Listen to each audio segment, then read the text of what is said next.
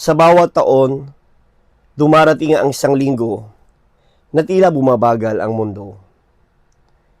Tahimik ang mga lansangan at ang puso ng bawat mananampalataya ay inaanyayahang magnilay. Ito ang mahal na araw.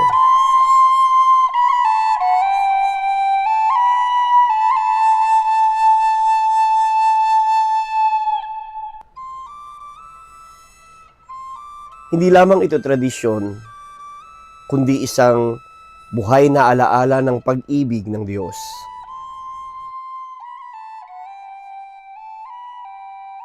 Isang hari ang dumating, ngunit hindi sa karangyaan. Si Jesus ay sinalubong ng mga taong sumisigaw, "Hosana! Hosana sa anak ni David!"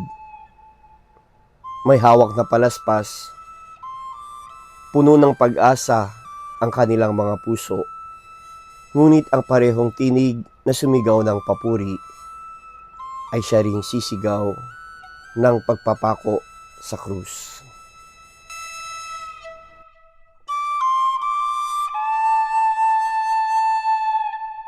Sa isang hapag, nagtipon ang guro at ang kanyang mga alagad.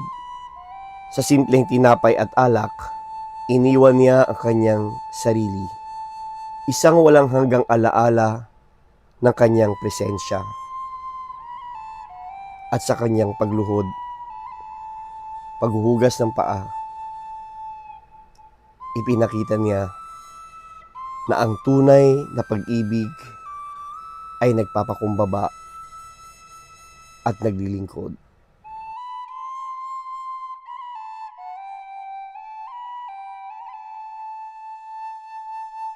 Isang krus, mabigat, masakit, at puno ng kasalanan ng mundo.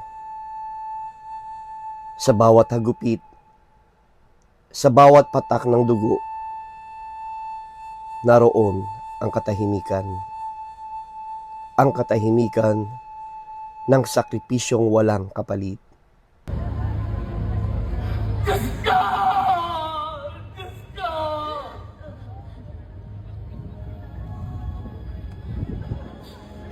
Bakit mo ko pinabayaan?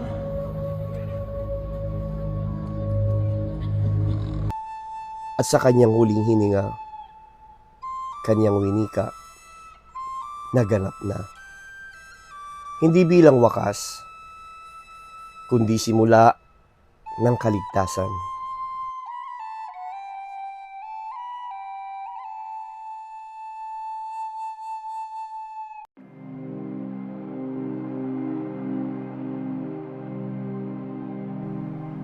Tahimik ang mundo, parang walang pag-asa, parang natapos na ang lahat. Ngunit sa katahimikan, may lihim na himala. Ang liwanag ay naghahanda upang sumikat muli.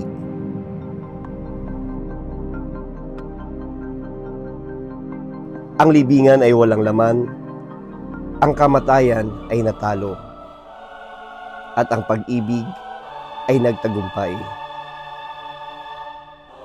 Si Kristo ay muling nabuhay, hindi lamang upang patunayan ang kanyang kapangyarihan, kundi upang ipaalala sa atin na may pag-asa sa kabila ng dilim. Kaya sa linggong ito, huwag lang tayong manood. Makibahagi tayo, magdasal, magnilay, magbago. Dahil ang krus ay hindi wakas. Ito ay daan patungo sa buhay na walang hanggan.